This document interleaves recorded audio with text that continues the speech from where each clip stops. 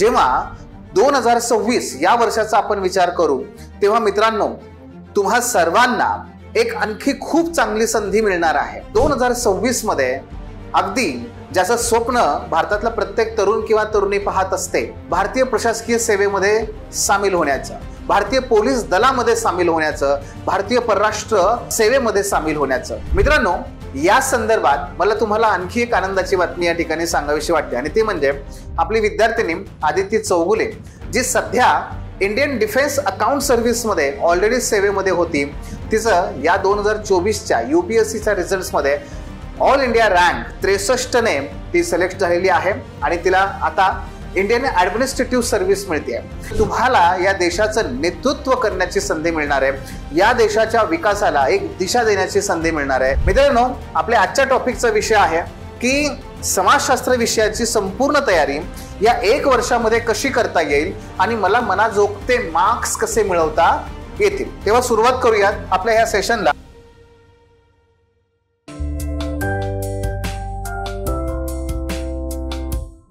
सर्वप्रथम आपल्या सर्वांचं हार्दिक स्वागत आपल्या the officer your personal mentor या प्लॅटफॉर्म वरती। आणि मित्रांनो संपूर्ण भारतीयांच्या मनामध्ये भारतीय सेना, मग ते तिन्ही प्रकारचे नौदल असेल, वायुदल असेल, थलसेना असेल, या सेनाबाबत आपल्या सर्वांच्या मनामध्ये अत्यंत अभिमानाची बाब आहे। ज्या पद्धतीने ऑपरेशन सिंदूर हे अत्यंत यशस्वी पद्धतीने राबवण्यात आलं, ते सक्सेसफुल बनवण्यात आलं, त्याबद्दल निश्चितच आपल्या सर्वांची मान अभिमानाने गर्वाने उंचावलेली आहे। आणि ह्या अशा या अभिमानाच्या बाबीबद्दल आपण जेव्हा वाचत असतो किंवा ऐकत असतो, पाहत असतो, तेव्हा निश्चितपणे आपण त्यामुळे भारावलेलो असतो। परंतु मित्रांनो हे जेवढं यश आपल्या सेना दलांचं आहे तेवढंच आणि तेवढ्याच त्याच पद्धतीने महत्त्वाचं आहे पडद्याच्या मागे जी भूमिका बजावली जाते ती त्या अनेक सिव्हिल सर्वंट्सनी, नागरी सेवकांनी सुद्धा, मग ते परराष्ट्र मंत्रालयातले अधिकारी असू दे किंवा ते गृह मंत्रालयातले अधिकारी असू दे किंवा ज्या पद्धतीने आज भारतभर मॉक ड्रिल आयोजित करण्यात आलेले आहेत त्या प्रत्येक ठिकाणी असणारं जे पोलीस दल आहे, त्याचबरोबर जे प्रशासकीय सेवा आहे, या सगळ्यांचा आपापला खारीचा वाटा आहे। असं म्हटलं जातं की जर भारतीय जवानांसाठी तुम्ही काही करू शकत असाल तर त्यासाठी सैन्यातच तुम्ही सहभागी झालं पाहिजे असं नाही। जर भारतीय जवानांसाठी तुम्ही काही करू शकत असाल तर तुम्ही नागरी जवान बना। आणि मित्रांनो ज्या पद्धतीने आपले जे सेना दलातले सर्व जवान जे आहेत, ज्या पद्धतीने बॉर्डरवरती आपल्या देशाचं संरक्षण करतायत, प्रत्युत्तर देत आहेत, अगदी तशाच पद्धतीने आपल्या सर्वांची जबाबदारी आहे आपण सुद्धा भारताच्या ह्या नवनिर्मितीमध्ये, भारताच्या या संपूर्ण संरचनेमध्ये, विकासामध्ये आपला प्रत्येकाने आपापला खारीचा वाटा उचलावा। बरोबर आहे। सर्वसामान्य नागरिकांनी आपापल्या पद्धतीने, जर मी शेतकरी असेल तर शेतामध्ये राबून, मी जर एखादा कामगार असेल तर कारखान्यामध्ये चांगल्या दर्जाचं उत्पादन करून मी प्रत्येक ठिकाणी मी आहे आणि ती माझी जबाबदारी आहे, हा देश माझा आहे आणि ह्या देशाला घडवण्याचं, त्याला विकासाकडे नेण्याचं प्रत्येक जण काम करू शकतो। आपण आपला तो खारीचा वाटा उचलायचा आहे। बरोबर आहे। आणि याच पद्धतीने मित्रांनो जेव्हा 2026 या वर्षाचा आपण विचार करू तेव्हा मित्रांनो तुम्हा सर्वांना एक आणखी खूप चांगली संधी मिळणार आहे आणि ती म्हणजे काय तर 2026 मध्ये अगदी ज्याचं स्वप्न भारतातला प्रत्येक तरुण किंवा तरुणी पाहत असते, ती का पाहते आणि कोणतं स्वप्न आहे ते म्हणजे भारतीय प्रशासकीय सेवेमध्ये सामील होण्याचं, भारतीय पोलीस दलामध्ये सामील होण्याचं, भारतीय परराष्ट्र सेवेमध्ये सामील होण्याचं। आणि हे का महत्वाचं आहे? कारण मित्रांनो जेव्हा तुम्ही IAS बनता, IPS बनता, IFS बनता, IRS बनता, जेव्हा तुम्ही या प्रकारचे अधिकारी बनता तेव्हा मित्रांनो निश्चितपणे तुम्हा सर्वांना या पदावरती राहून केवळ खारीचाच वाटा उचलायची संधी मिळणार नाहीये, तर तुम्हाला या देशाचं नेतृत्व करण्याची संधी मिळणार आहे, या देशाच्या विकासाला एक दिशा देण्याची संधी मिळणार आहे। कारण भारतीय प्रशासकीय सेवेतले जे अधिकारी असतात या अधिकाऱ्यांना, मग ते कुठलेही राजपत्रित अधिकारी आपण सर्वच घेऊयात, MPSCतून होणारे, UPSCतून होणारे पास, हे सर्व राजपत्रित अधिकाऱ्यांच्या हाती मित्रांनो स्टिअरिंग असतं आणि हे स्टिअरिंग कशाचं आहे? देशाच्या विकासाचं. तुम्ही या देशाच्या विकासाला योग्य ती दिशा देऊ शकता, एवढे अधिकार तुमच्याकडे असतात आणि एवढे अधिकार हे तुम्हाला देशातलं इतर कुठलंही पद देऊ शकत नाही. ते खाजगी घटकातलं घ्या किंवा अगदी शासकीय घटकातले इतर जे काही आपले कर्मचारी बांधव आहेत ते सुद्धा.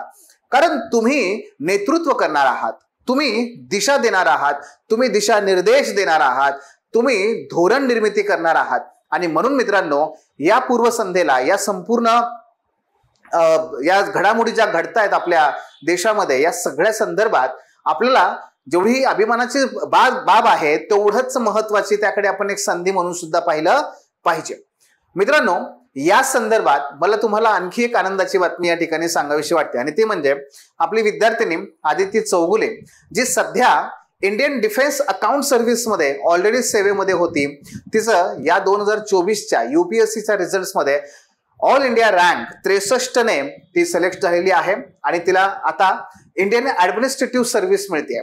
या इंडियन ऍडमिनिस्ट्रेटिव्ह सर्व्हिस बाबत मी जे आता तुमच्याशी चर्चा करत होतो, ती संधी आता आदितीला त्या ठिकाणी मिळणार आहे, ज्यामध्ये इंडियन डिफेन्स अकाउंट सर्व्हिस कडून आता ती इंडियन ऍडमिनिस्ट्रेटिव्ह सर्व्हिस कडे आपला प्रवास त्या ठिकाणी पूर्ण करते. आणि आदितीबाबत सांगायचं झालं तर निश्चितपणे मागच्या जे काही 4-5 वर्ष, जवळपास यापूर्वीचे 3 अटेम्प्ट जेव्हा यश मिळालं नाही, त्याच्यानंतर मात्र सलग 2 वर्ष पुढे तिने यश खेचून आणलेलं आहे. डार्विनचा एक उत्क्रांतीवादाचा सिद्धांत आहे बघा, त्याच्यामध्ये टप्प्याटप्प्याने एखादी बाब घडत जाते. तसा नियम आपल्याला आदितीच्या बाबत पाहता येतो नव्हे. अनेक विद्यार्थी आहेत की जे टप्प्याटप्प्याने यशस्वी होताना आपल्याला पाहायला मिळतात. पण यशाचा असा उत्क्रांतीचाच नेहमी एक ते एक मार्ग नसतो. काही विद्यार्थ्यांनी अगदी पहिल्या प्रयत्नामध्ये यश मिळवलेलं आहे, पण ते पहिला प्रयत्न कधी देतात, पहिला अटेम्प्ट ते कधी देतात मित्रांनो, तर नक्कीच मी यावर्षी सुरुवात केली आणि यावर्षी लगेच अटेम्प्ट दिला असं होत नाही. त्याच्या पाठीमागे सुद्धा मेहनत असते. तुम्ही जर तुमच्या ग्रॅज्युएशनच्या पहिल्या वर्षाला अभ्यास सुरू करत असाल तर डेफिनेटली तुम्ही ग्रॅज्युएशनच्या शेवटच्या वर्षापर्यंत तयारीने परिपक्व बनता आणि तुम्ही अटेम्प्ट देऊ शकता.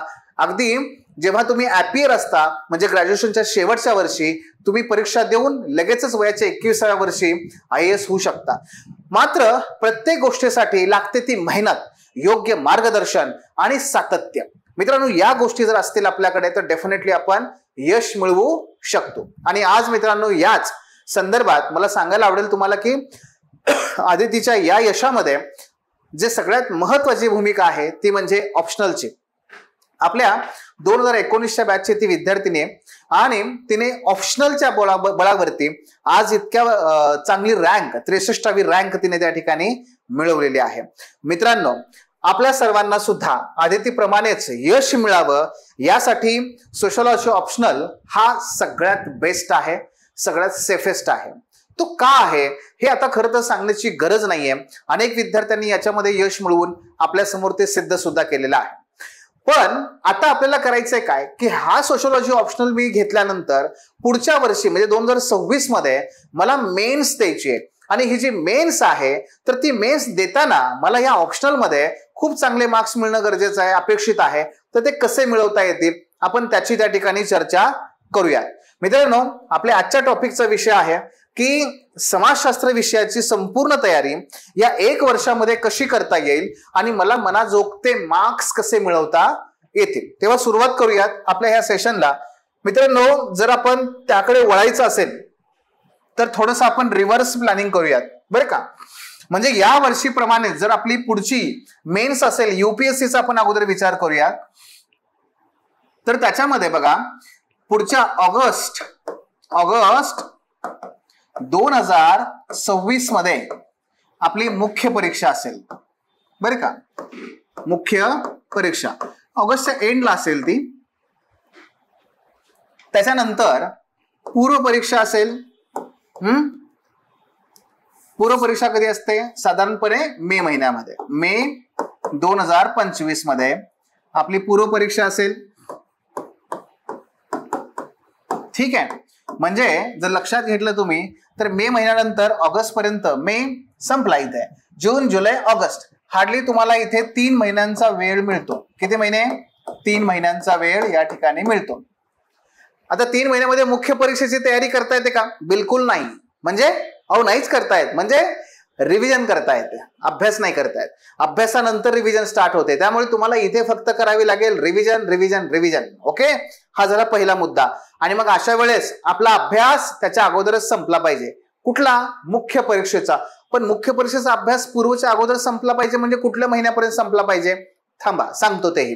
जर मे महिन्यात आपली पूर्व परीक्षा असेल आणि आपला पहिला प्रयत्न असेल तर मित्रांनो किमान तुम्हाला 5 ते 6 महिने पूर्व परीक्षेसाठी द्यावेच लागतात. मग परत या मे पासून उलट या. मे, एप्रिल, मार्च, बरोबर आहे. फेब्रुवारी, त्यानंतर जानेवारी, किती झाले? 5 महिने. आणि डिसेंबर. सो डिसेंबर किंवा जानेवारी, 1 जानेवारी पर्यंतच तुम्ही काय करू शकता? तुमचा मुख्य परीक्षेचा अभ्यास पूर्ण करावा लागेल. 31 डिसेंबर पर्यंत. आणि 1 जानेवारी पासून तुम्हाला पूर्वकडे वळावंच लागेल. म्हणजे आजचा जर आपण महिना लक्षात घेतला, ठीक आहे, आजचा जर आपण महिना लक्षात घेतला, हे इथं 26 पाहिजे, तर आज आहे मे 2025 ते 31 डिसेंबर 2025 पर्यंत मित्रांनो आपल्याकडे वेळ आहे तो मुख्य परीक्षेचा अभ्यास करण्यासाठी. मुख्य परीक्षेचा अभ्यास म्हणतोय मी, हे लक्षात घ्या. अभ्यास करण्यासाठी आपल्याकडे हा एवढा वेळ आज अवेलेबल आहे. हा जवळपास किती होतो माहितीये? बघा, मोजा एकदा, पुन्हा एकदा. मे, जून, जुलै, ऑगस्ट, सप्टेंबर, ऑक्टोबर, नोव्हेंबर, डिसेंबर. जवळपास आजपासून बघितलं आपण तर 8 महिने आपल्याकडे आहेत. हे पुरेसे आहेत का हो? तर हे पुरेसे आहेत. पण जर योग्य दिशा नसेल, सातत्यपूर्ण प्रयत्न नसतील तर मित्रांनो आपलं पुढचं सुद्धा गणित ह्यामध्ये बसणार नाहीये. कारण तसं जर वास्ट सिलेबस बघितला आयोगाचा तर 8 महिने हे पुरत नाहीत. आणि यातला सगळ्यात जास्त वेळ विद्यार्थी कुठे घालवतात किंवा कुठे त्यांना गुंतवावा लागतो? तो म्हणजे ऑप्शनलला. तो म्हणजे ऑप्शनलला.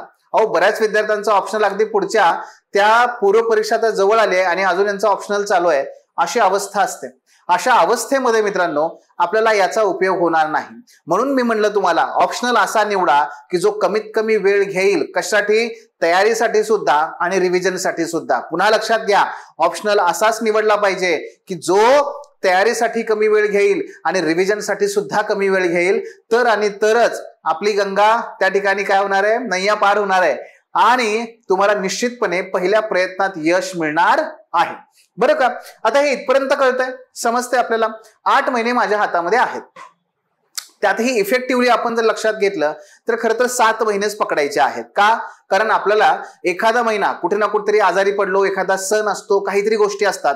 सो प्लॅनिंग फ्लेक्झिबल असलं पाहिजे. ठीक आहे, आपण त्याकडे आता वळूयात. एकूण तुम्हाला पिक्चर क्लिअर होत आहे.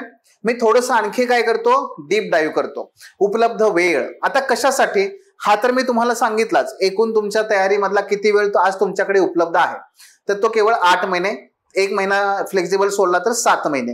या सगळ्या वेळेमध्ये आपण काय करणार, कसं करणार? तर तुम्हाला एका बाजूला काय करायचंय? एका बाजूला तुम्हाला जीएसचा अभ्यास करायचा आहे आणि दुसऱ्या बाजूला तुम्हाला ऑप्शनलचा अभ्यास करायचा आहे. जीएस ही कव्हर करायचं आहे, ऑप्शनल ही कव्हर करायचं आहे. ऑप्शनलचे मार्क्स हे 500 मार्क आहेत. पण त्याचबरोबर त्याला लागणारा वेळ हा जवळपास अर्ध्या जीएस एवढा सुद्धा देता येईल. जीएस मध्ये 4 पेपर आहेत, बरोबर आहे. 250 मार्कांचे 4 पेपर आहेत. तर ऑप्शनलचे 2 पेपर आहेत 250 मार्कांचे. म्हणजे हा 500 मार्कांचा झाला आणि हा 1000 मार्काचा झाला. मग अशा वेळेस ऑप्शनलला वेळ कमी देऊन चालणार नाही, व्यवस्थित वेळ द्यावा लागेल. पण तो द्यायचा कधी? कधी सुरू करायचं ऑप्शनल? मित्रांनो याचं उत्तर आहे आत्ता.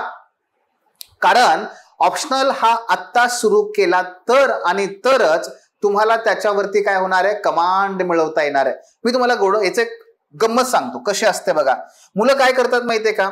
जनरली मुलं काय करतात, एक म्हणजे अगदी जून, जुलै, ऑगस्ट, सप्टेंबर, जून, जुलै, जनरली जुलै महिन्यापासून ऑप्शनलची तयारी करतात आणि अपेक्षा काय ठेवतात? पहिल्या प्रयत्नात म्हणजे लगेचच मी 2026 मध्ये यशस्वी झालो पाहिजे. याचा ऑप्शनल क्लास याचा संपत नाही त्या ह्याच्यापर्यंत, जानेवारी एंड पर्यंत. याची रिव्हिजन कधी होणार? याची व्हॅल्यू ॲडिशन कधी होणार? कधी हा तयारी करणार? कधी त्याच्यावरती कमांड मिळवणार? कधी सगळं हे करणार? आणि वरतून अपेक्षा काय? नाही मला याच्यामध्ये 300+ मार्क्स पडले पाहिजेत. कसे पडणार? बघा, साधारणपणे तुम्ही जर बघितलं, सर्वसाधारण जे काही कोचिंग क्लासेस आहेत किंवा ज्या पद्धतीने मुलं शिकतात त्यामध्ये ते काय करतात माहितीये, जुलैला तयारी सुरू करतात. कधी? जुलै 2000 अराउंड 25. ठीक आहे, जून जुलै असं तुम्ही त्यामध्ये पकडू शकता. तर याच्यामध्ये हे तयारी सुरू केली की classes, offline classes, online classes यांना वेळ लागतो मित्रांनो, वेळ लागतो, वेळ घेतात. आणि पारंपरिक पद्धतीने सगळं चालत असल्यामुळे काय होतं, बरीच लांब लचक प्रोसेस असते. मग याच्यामध्ये बघा, जुलै, ऑगस्ट, सप्टेंबर, ऑक्टोबर, नोव्हेंबर, डिसेंबर, जानेवारी, जवळपास 6 ते 7 महिने हे घेतात. आणि मग होतं काय की हे जानेवारी 2026 पर्यंत हे फक्त क्लास पूर्ण करतात. क्लासमध्ये काय होतं यांचं होतं फक्त लेक्चर्स. ठीक आहे, लेक्चर्स झाले की त्यातून समजतं असं ते म्हणतात. आणि त्याच्या बरोबरीनच फक्त प्राथमिक वाचन एवढंच हे होतं. आणि मग पुढं काय होतं, जानेवारी पासून तर आपण म्हटलं प्रिलिमकडे धावा. आता प्रिलिमकडे धावा, प्रिलिमचा अभ्यास करा का ऑप्शनलचा क्लास नुकताच झालाय त्याच्यावरती कमांड मिळवा. काय करू, काही कळत नाही पोरांना, काही समजत नाही. आणि अशा वेळेस मग ते ऑप्शनल बंद करतात. अर्धा कच्चा अभ्यास, कमांड नाही, एकदा वाचन, एकदा लेक्चर आणि एखाद फार उत्तर लिहिलं, याच्या पलीकडे काय. पण मित्रांनो, गरज कशाची आहे माहितीये, गरज आहे ती म्हणजे तुम्हाला द ऑफिसर वे. आपण काय करणार आहोत, तर ह्या जो काही आपला वेळ आहे, डिसेंबर पर्यंतचा जो वेळ आहे आपला, ठीक आहे, मे ते डिसेंबर, बरं का, एवढ्या वेळामध्येच आपण काय काय करणार आहोत बघा. आपण आपला सगळा अभ्यासक्रम पूर्ण करणं, ज्याच्यामध्ये मग लेक्चर्स असतील, बरं का, वाचन असेल आणि त्याचबरोबर लेखन असेल. हे तुमचं 3 महिन्यामध्ये कव्हर होतं. मी पुढे सांगेन तुम्हाला. आणि त्याचबरोबर पुढच्या 3 महिन्यामध्ये आपली सगळी व्हॅल्यू ऍडिशन काय होणार आहे, ही सगळी आपली व्हॅल्यू ऍडिशन त्या ठिकाणी होणार आहे. कधी? पुढच्या 3 महिन्यामध्ये. ठीक आहे, आणि तरी तुमच्याकडे 1 ते 2 महिने शिल्लक राहतात. कारण या मेथडमध्ये आपण सर्व गोष्टी बदललेल्या आहेत. त्यामुळे तुमचा अभ्यासक्रम 3 महिन्यात कव्हर होतो विदिन 90 डेज. आणि पुढच्या 3 महिन्यामध्ये तुम्ही त्याच्यावरती व्हॅल्युएशन करून कमांड मिळवायला मोकळे. म्हणजे तुमच्या पूर्व परीक्षेचा अभ्यास होण्याच्या पूर्वीच तुमचे 300+ मार्क्स हातात घट्ट आणि अतिशय चांगला कॉन्फिडन्स. मग म्हणू शकते मी ते म्हणजे मी याच येणाऱ्या अटेम्प्ट मध्ये निश्चितपणे यश मिळवेन. पण हे कसं शक्य आहे बघूया. काही गोष्टी आहेत त्याच्यामध्ये. पहा मित्रांनो, मे 2025 ते जुलै 2025 मध्ये आपल्याला संपूर्ण अभ्यासक्रमाची तयारी करावी लागेल. मग यामध्ये काय काय येतं मी पुढे सांगतो. आणि ऑगस्ट ते डिसेंबर 2025 मध्ये आपल्याला व्हॅल्यू ऍडिशन त्या ठिकाणी करायची आहे. पहिल्यांदा आपण याचा विचार करूयात. बघा, फक्त मे महिना आपण पकडला, मूलभूत तयारीपासून आपण प्रारंभ करणार, बरं का. ज्याच्यामध्ये क्रमांक 1, मे महिन्यापासून आपण काय केलं पाहिजे, अभ्यासक्रमाचं नियमितपणे वाचन सुरू करायचं. अभ्यासक्रम मुखोद्गत झाला पाहिजे. अभ्यासक्रम अतिशय महत्वाचा आहे. का? पहिलं, अभ्यासक्रम म्हणजे तुमच्या कीवर्ड्सची खाण आहे. आपली भाषा सुधारते, परिभाषा विकसित होते. आणि त्याचबरोबर अभ्यासक्रमामुळे काय करायचं यापेक्षा काय करायचं नाहीये हे कळतं. नंबर 1. नंबर 2 ते म्हणजे पीवायक्यूचं दररोज वाचन करायचंय. एक पेपर डेली वाचायचा. का? त्याच्यामुळे आपल्याला अप्रोच डेव्हलप व्हायला लागतो. नंबर 2 कीवर्ड्स डेव्हलप व्हायला लागतात, भाषा विकसित होते. नंबर 3 याच सगळ्या प्रश्नांना वाचून आपल्याला अप्रोच जो खऱ्या अर्थाने वाचण्याचा, लिहिण्याचा हा सुद्धा विकसित होतो. हा याचा दुसरा फायदा आहे. आणि तिसरा, एनसीईआरटी किंवा स्टेट बोर्डच्या पुस्तकांचं वाचन. पण तेही घेतलं पुस्तक आणि वाचून काढलं असं करायचं नाहीये. अतिशय स्ट्रॅटेजिकली ते आपण वाचायचं. जसं की टॉपिकनुसार आपण जो अभ्यास सुरू करणार, समजा आपण समाजशास्त्राचा उदय हा टॉपिक सुरू केला, तर त्याच टॉपिकचा आपण स्टेट बोर्ड आणि त्याच टॉपिकचा आपण एनसीईआरटी तेच वाचणार. तेवढे 2 चॅप्टर किंवा ती 2-4 पानं आहेत तेवढंच वाचणार. याच्या पलीकडे आपण जास्त वाचायची गरज नाहीये. अशा पद्धतीने ते स्ट्रॅटेजिकली वाचायचं. आणि तिसरी गोष्ट आपण काय करणार, मे महिन्यामध्ये प्रत्यक्ष अभ्यासक्रम देखील सुरू करणार, ज्याच्यामध्ये तुमचा पहिला टॉपिक कव्हर होतो, समाजशास्त्राचा उदय फिनिश होतो. हा टॉपिक कव्हर झाला की लगेच दुसरा काय, सर्व विचारवंत. आपण थेट विचारवंतांकडे जाणार आणि आपले सगळ्यात जास्त महत्वाचे हे विचारवंत आहेत, आपण ते कव्हर करणार. म्हणजे मे महिन्यामध्ये, अख्ख्या मे महिन्यामध्ये हे 2 टॉपिकच आपल्याला कव्हर करायचे आहेत. पण ते 2 का आहेत? कारण मित्रांनो, जरी याचं वेटेज सिलेबसमध्ये 10% असलं, विचारवंतांचं वेटेज फक्त 10% असलं, तरी तुमच्या पेपरमध्ये मित्रांनो, त्या पेपरमध्ये याचं वेटेज 75% जास्त आहे. किती? 75% जास्त आहे. ज्याची कमांड विचारवंतांवरती, त्याची कमांड सोशॉलॉजीवरती आणि त्याची कमांड एकूणच आपल्या त्या मार्कांवरती. हे लक्षात ठेवा नेहमी. आणि म्हणून यावर खूप वेळ द्यावा लागतो. 1 महिना पुरेसा आहे. एवढ्यामध्ये मे महिन्यात आपलं हे कव्हर झालं तर आपल्याकडे पुढे अजून 2 महिने शिल्लक राहतात. कारण म्हणलं आपण काय, 3 महिन्यात आपला ऑप्शनल संपवायचा आहे. मग आणखी 2 महिने राहिले, जून आणि जुलै. बघा पुढचा, ते म्हणजे जून ते जुलै या 2 महिन्यामध्ये आपण पेपर क्रमांक 1 उर्वरित जो आहे तो आपल्याला कव्हर करायचा आहे. साधारणपणे जून महिन्यामध्ये तो तुमचा कव्हर होतो आणि पेपर दुसरा याच्यामध्ये हा जुलैमध्ये तुमचा कव्हर होतो. आणि गंमत अशी आहे, पेपर 1 मध्येच तुमचा पेपर 2चा जवळपास 40% भाग कव्हर होतो. कारण का, आपल्या सोशलॉजीचा जो अभ्यासक्रम आहे ना, तो ओव्हरलॅपिंग आहे. मुळात सिलेबस कमी आहे, त्यात ओव्हरलॅपिंग खूप जास्त आहे. त्यामुळे पेपर 1चा अभ्यास करताना पेपर 2चा अभ्यासक्रम 40% ऑलरेडी कव्हर होतो. राहिला 60% अभ्यास तो 1 महिन्यामध्ये आरामशीर कव्हर करता येतो.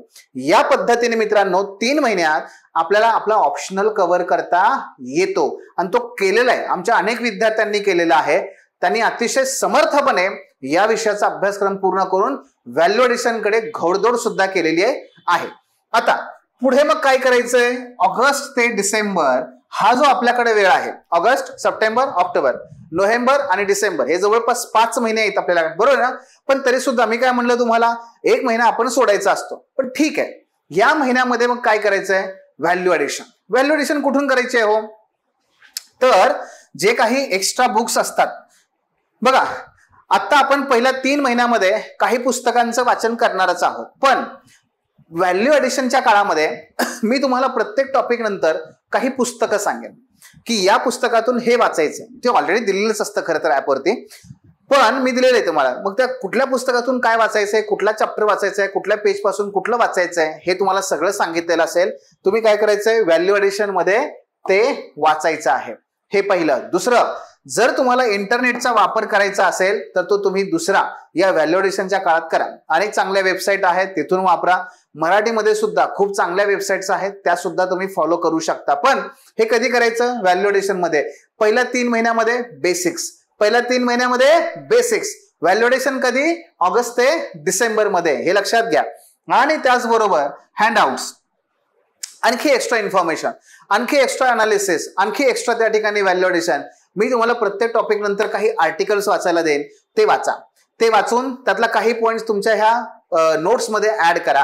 मित्रांनो, हे सगळं व्हॅल्यू एडिशन करायचंय. बघा लक्षात घ्या, जर तुम्ही जून ते जुलैमध्ये आपण ज्या पद्धतीने ठरवलंय, जर तुम्ही तसा अभ्यासक्रम बेसिक सगळा संपवलात, त्याच्यामध्ये लेक्चर्स, त्याच्यामध्ये पूर्ण अंडरस्टँडिंग, त्याच्यामध्ये बेसिक आन्सर रायटिंग, त्याच्यामध्ये ह्या सगळ्या गोष्टी तुमच्या होतात, तर मित्रांनो एवढ्यावरती सुद्धा तुम्ही 250 प्लस जाऊ शकता.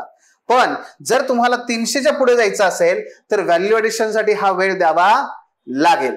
या सगळ्या प्रोसेसमध्ये आपल्याला आणखी काय काय करायचंय, कशा पद्धतीने करायचंय, त्यातला एक महत्वाचा मुद्दा सांगतो, तो म्हणजे उत्तर लेखन. उत्तर लेखनासाठी काय करायचंय बघा, डे 1 पासून म्हणजे जून पासून मे पासून 25 ते जुलै 25 पर्यंत आपण काय करणार आहोत, डेली दररोज आपण 4 असाइनमेंट्स त्या ठिकाणी लिहिणार आहोत. किती, 4 असाइनमेंट्स आपण लिहिणार आहोत. हे तुमचं प्रत्येक टॉपिक खाली तुम्हाला असाइनमेंट्स असतात, त्या असाइनमेंट तुम्हाला लिहायच्या आहेत. 2 शॉर्ट नोट, 2 लॉंग क्वेश्चन. हे 4 प्रश्न आपण दररोज लिहिणार आहोत, लक्षात घ्या. हे पहिलं झालं. दुसरं, त्यानंतर दर आठवड्याला आपण PYQ सेशन्स घेतो. या PYQच्या सेशन मध्ये तुम्हाला जे तुमचा आठवड्याभर झालेला टॉपिक आहे, झालेला अभ्यास आहे, त्याच्यावरती आपण डायरेक्ट पीवायक्यू सुद्धा घेतो आणि तुमच्याशी चर्चा करतो. पीवायक्यू हे दर आठवड्याला असतात. 1 ते 2 क्वेश्चन्स तुमचे या ठिकाणी सुद्धा होतात. किती? 1 ते 2. त्याचबरोबर प्रत्येक मुख्य टॉपिक नंतर तुमची क्लास टेस्ट असते. काय? तुमची क्लास टेस्ट आहे प्रत्येक मुख्य टॉपिक नंतर. जसं थिंकर झाल्यानंतर एखादी टेस्ट आहे, stratification to politics and society त्याच्यानंतर एखादी टेस्ट आहे, पुढे धर्म आणि समाज ते सामाजिक परिवर्तन टेस्ट आहे, संशोधनावर स्वतंत्र टेस्ट आहे, अशा टेस्ट आहेत. आणि ह्या टेस्ट जवळपास तुम्हाला प्रत्येक त्या पहिला पेपर दुसरा पेपर 6 टेस्ट त्या ठिकाणी जवळपास तुमच्या त्या अरेंज केलेल्या असतात. आणि त्यानंतर फुल लेंथ टेस्ट ह्या जवळपास 4 अशा पद्धतीने ते आपण अरेंज करतो. म्हणजे एवढा सराव होतोय बघा. फुल लेंथ तुमच्या 4 टेस्ट आहेत, क्लास टेस्ट तुमच्या 6 आहेत, ह्यात झाल्या 10. त्याचबरोबर पीवायक्यूचे सेशन दर आठवड्याला 1 ते 2, ऍव्हरेज पकडा 2, काही हरकत नाहीये. प्रत्येक आठवडा 2, एका महिन्यात 4 आठवडे, 8 त्रिक 24, जवळपास 24 ते 25 पीवायक्यूचे सेशन तुमचे होत आहेत.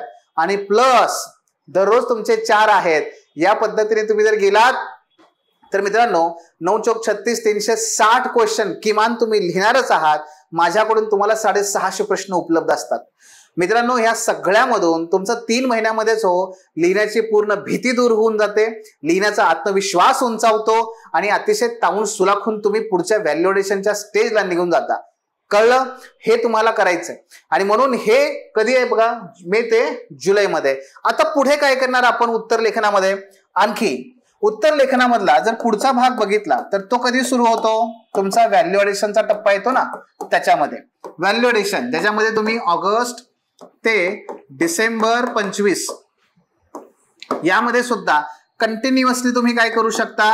पीवायक्यू घ्या आणि ते उत्तर लिहिण्याचा सराव करा. पीवायक्यू लिहिणे हे कंटिन्युअसली तुम्ही करू शकता. लिहा, काही अडचण नाही आहे, लिहा आणि या माझ्याकडे.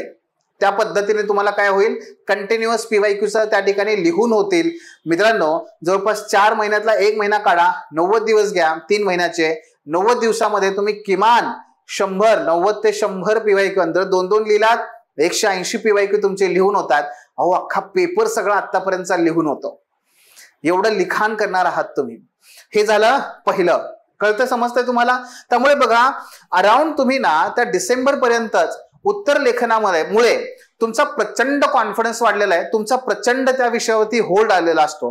हे लक्षात ठेवा, मार्क माय वर्ड्स. आणि त्यानुसार बघा मी तुम्हाला त्या पद्धतीने सांगतोय. ठीक आहे. उत्तर लेखनाचा सराव म्हणजेच काय आहे? आत्मविश्वास असतो. बघा उत्तर लेखनाचा सराव म्हणजे आत्मविश्वास आहे आणि उत्तर लेखनाचा सराव म्हणजेच त्या विषयावरती प्रभुत्व आहे. जर तुम्हाला एखाद्या विषयावरती प्रभुत्व मिळवायचं असेल तर त्याचा जास्तीत जास्त उत्तर लेखनाचा सराव करा. तुम्हाला ऑटोमॅटिकली हे प्राप्त करता येतं. गेटिंग माय पॉइंट? Okay, yes. चला आता पुढे जाऊया. मग पुढचा मुद्दा तो म्हणजे नोट्स. आता हे लक्षात घ्या, क्लास कडून तुम्हाला, ठीक आहे, जर तुम्ही क्लासचा विचार केलात आपल्या, तर आपल्या प्लॅटफॉर्म कडून तुम्हाला एक तर पीपीटी नोट्स पण मिळतातच, ज्या अतिशय अपडेटेड असतात. दुसरं तुम्हाला प्रिंटेड नोट्स मिळतातच. प्रिंटेड नोट्स ह्या सुद्धा तुम्हाला मिळतात. पण मी जे सांगेन तुम्हाला ते फार महत्वाचं आहे. ते म्हणजे मित्रांनो जून मे 25 ते जुलै 25 या काळातच तुमच्या स्वतःच्या नोट्स तयार झालेल्या असतात. आणि ऑगस्ट ते डिसेंबर 25 यामध्ये ह्या सगळ्या नोट्सची मध्ये सुद्धा तुमची व्हॅल्यू ॲडिशन झालेली असते. कसं असतं, नोट्स जेव्हा आपण पहिल्यांदा काढतो तेव्हा त्या प्राथमिक असतात. त्याच्यामध्ये काही एक्स्ट्रा पॉइंट असतात, काही नको असलेले पॉइंट्स असतात, काही कमी पडलेलं असतं. हे सगळं भरून काढून त्याच्यावरती खऱ्या अर्थाने ज्याच्यावरती आपण रिलाय राहू शकतो ना, त्या नोट्स तुमच्या व्हॅल्यू ॲडिशनच्या स्टेजमध्ये होतात. म्हणजे मित्रांनो डिसेंबर पर्यंत तुमच्या नोट्स सुद्धा तयार. आणखी काय हवंय सांगा ना? तुमचं कॉन्सेप्च्युअल क्लॅरिटी ओके, तुमचं अंडरस्टँडिंग ओके, तुमचं हे उत्तर लेखन ओके, पीवायक्यूचा सराव okay, class test full length test okay, तुमचं ते नोट्स काढणं त्याच्यावरती व्हॅल्यू ॲडिशन ओके. आणखी काय हवंय? एखाद्या विषयावर प्रभुत्व मिळवण्यासाठी आणखी काय हवंय. आणि हे सगळं करत असताना मी तुम्हाला जे सांगतोय ना, तर हा वेळ जो आहे तो वेळ कसा मागतोय तुम्हाला बघा. किती मागतोय तुमच्याकडून वेळ. तुम्हाला वेळ किती द्यायचा आहे बघा. जर तुम्ही आतापासून या विषयाचा अभ्यास सुरू केला तर मे ते जुलै 2025 या काळामध्ये तुमच्याकडून मला फक्त अपेक्षित किती आहे. दररोज 6 तास 6 तास आपल्या ऑप्शनलला द्या. आणि त्यानंतर ऑगस्ट ते डिसेंबर 2025 या काळामध्ये दररोज फक्त डिपेंड अपॉन यू 2 ते 3 तास द्या. बस एवढाच वेळ द्या. बाकी याच्यापेक्षा जास्त वेळ द्यायची गरज नाहीये.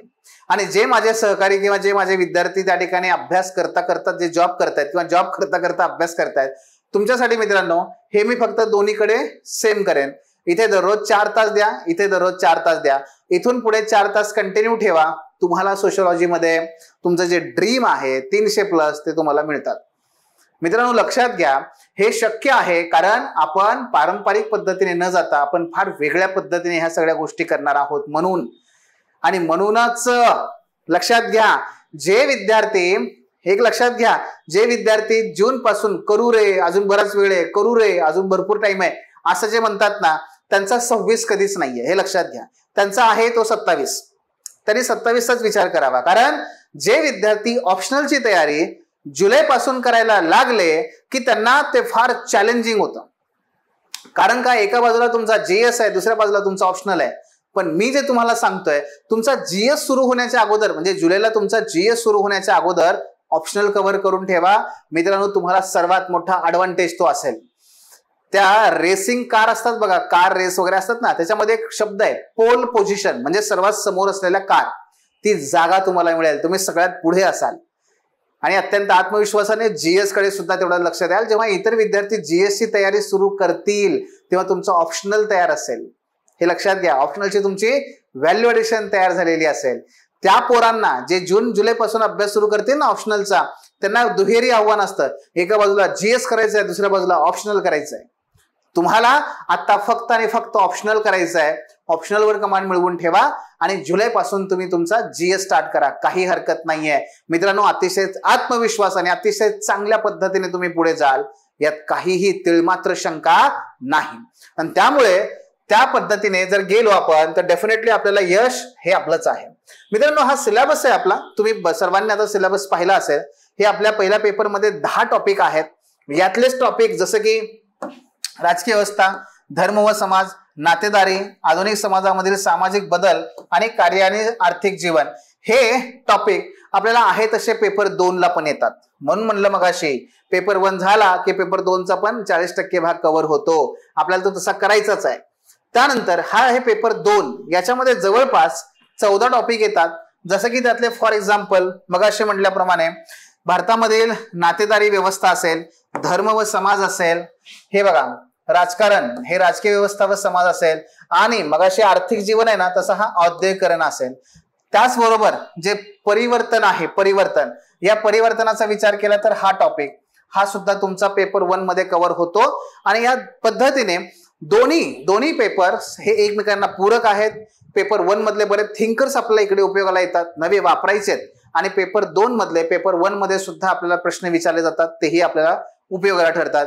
त्यामुळे लक्षात घ्या, हा सिलेबस फक्त छोटा नाहीये, पूरक आहे. आणि तो आपल्याला जीएस मध्ये सुद्धा प्रचंड कामाला येणार आहे. आता संदर्भ ग्रंथ कोणते वाचायचे बघा. याच्यामध्ये काय आहे की पुस्तकं आपल्याला हे रेफरन्स ग्रुप आहेत, रेफरन्स बुक्स आहेत, आणि त्यानुसार तुम्हाला त्याचा अभ्यास करायचा आहे. म्हणजे असं नाही की तुम्ही बीएच्या नोट्स घेतल्या यशवंतराव चव्हाण मुक्त विद्यापीठाच्या आणि हे एकाकडेकडून वाचत सुटला, बिलकुल नाही. तसं करायचं नाहीये. आपला फोकस कशावर असला पाहिजे? आपला फोकस हा आपल्या अभ्यासक्रमावर असला पाहिजे. कशावर? अभ्यासक्रमावर. आपला सगळा फोकस अभ्यासक्रमावर. म्हणजेच काय, मगाशी सांगितलं ना, समाजशास्त्राचा उदय हा टॉपिक मी कुठून करेन? स्टेट बोर्डचा या चॅप्टर, एनसीईआरटीचा हा चॅप्टर आणि बीएचा यशवंतराव चव्हाण मुक्त विद्यापीठाचा हा चॅप्टर, तिघांमधून तो चॅप्टर मी कव्हर करेन. मी पुस्तकं संपवणार नाही, मी सिलेबस संपवेन. माझी त्या पद्धतीने काय होईल, विषयावर कमांड येईल कमी वेळेमध्ये सर्वात जास्त. आणि म्हणून हे जे रेफरन्स बुक्स आहेत ना, हे फक्त रेफरन्स बुक्स आहेत. त्यातलं नक्की काय वाचायचंय, टॉपिकनुसार काय वाचायचंय हे आपण प्रत्येक विद्यार्थ्याला आपल्या ऍपवर दिलेलं आहे, प्रत्येक टॉपिक. म्हणून विद्यार्थ्यांचं कुठेही दिशाहीन भरकटणं आणि वाचणं होत नाही. त्यात लिहून दिलंय मी की अरे बाबा, जर तुला समज हा ऐतिहासिक भौतिकवाद कार्ल मार्क्स यांचा वाचायचा आहे ना, तर हे पुस्तक आहे त्यातला हा चॅप्टर आहे, हे पुस्तक आहे त्यातला हा चॅप्टर आहे, आणि हे पुस्तक आहे हा चॅप्टर आहे, त्यातलं फक्त हे 3 चॅप्टर वाच, बस फिनिश. म्हणजे कुठून काय वाचायचंय इथपर्यंत आपण डिटेलिंग केलेलं आहे. तुम्ही ह्यातली ही पुस्तकं वाचू शकता आणि यातली सुद्धा ही पुस्तकं वाचू शकता. मोस्टली ही पुस्तकं मित्रांनो व्हॅल्यू एडिशनच्या स्टेजलाच वाचायची आहेत. फारसं आपल्याला ते पहिल्या टप्प्यात वाचायचीच नाही आहेत, कारण पहिल्या टप्प्यामध्ये तुम्हाला संपूर्णपणे रिलाय राहायचंय माझ्यावरती, माझ्या नोट्सवरती, आपल्या लेक्चर्सवरती कम्प्लीट रिलाय राहायचंय. व्हॅल्यू एडिशनच्या स्टेजला तुम्ही हे नक्की करा, काही हरकत नाही. गेटिंग? सो हे सुद्धा आपल्याला त्या ठिकाणी पाहायचं आहे. आणि शेवटी मित्रांनो, जर तुम्हाला आपल्या काही नोट्स हव्या असतील, YCMचे तुम्हाला काही बुक्स पाहिजे असतील, पाठीमागचे इग्नूचं मटेरियल असेल किंवा आणखी काही गोष्टी हव्या असतील, आपलं हे टेलिग्राम चॅनल आहे. या चॅनलवरती तुम्हाला बऱ्याच गोष्टी अपडेटेड, त्या अपडेट्स हे सुद्धा मिळत जातं. ठीक आहे. सो मित्रांनो, आपण निश्चितपणे आणखी खूप डिटेल याच्यामध्ये बोलू शकतो, पण टप्प्याटप्प्याने आपण त्याची चर्चा पुढे कंटिन्यू करत राहूयात. जसं की सोशिओलॉजीमध्ये 300 मार्क्स मिळवण्यासाठी आणखी आपण काय काय करू शकतो याच्याविषयी सुद्धा आपण स्वतंत्रपणे चर्चासत्र त्या ठिकाणी घेऊयातच. पण ते घेत राहूयात, ते करत राहूयात. पण आता सुरुवात करण्याची गरज आहे. मी सांगितलं तुम्हाला, तुमच्याकडे मे, जून, जुलै हे 3 महिने आहेत ज्यात तुमचा ऑप्शनल कव्हर झाला पाहिजे, आणि तुमचं ऑगस्ट पासून तुमचं त्या ठिकाणी व्हॅल्यू एडिशन सुरू झालं पाहिजे. तर आणि तर लक्षात घ्या, 2026 तुमच्या हातात आहे. अन्यथा तुम्हाला 27 कडेच, 27च्या बसचीच वाट बघत बसावं लागेल. त्यामुळे इतरांपेक्षा जर तुम्हाला ऍडव्हान्टेज घ्यायचा असेल, हीच ती ऑपॉर्च्युनिटी आहे, हीच ती संधी आहे. आता थांबू नका, वेळ वाया घालवू नका, आणि फक्त स्वप्न बघत बसू नका. प्रत्यक्ष कृती केल्याशिवाय स्वप्न प्रत्यक्षात उतरत नाही. ठीक आहे. That's all. तुम्हाला काही प्रश्न असतील, तुम्हाला शंका असेल, तुम्हाला प्रत्यक्ष भेटायचं असेल, बोलायचं असेल, जे फोन नंबर्स आहेत त्याच्यावरती कॉल करा. वेगवेगळ्या माध्यमातून कॉन्टॅक्ट करू शकता, नाही का? तसंही आहे, थेट ऑफिसला आपल्या व्हिजिट द्या. अलका चौकामध्येच आपलं ऑफिस आहे, काही नाही आहे अडचण. त्यामुळे भेटा, बोला आणि सुरुवात करा. तुमच्या सर्वांना माझ्या आणि माझ्या टीमच्या सदैव शुभेच्छा आहेत. आणि नेक्स्ट आदिती हे तुमच्यापैकीच असायला पाहिजे हे निश्चित आहे. पुन्हा एकदा सर्वांना हार्दिक शुभेच्छा. धन्यवाद. Thanks for watching. If you found this video valuable, don't forget to like, share and subscribe our channel. The Officer, your personal mentor.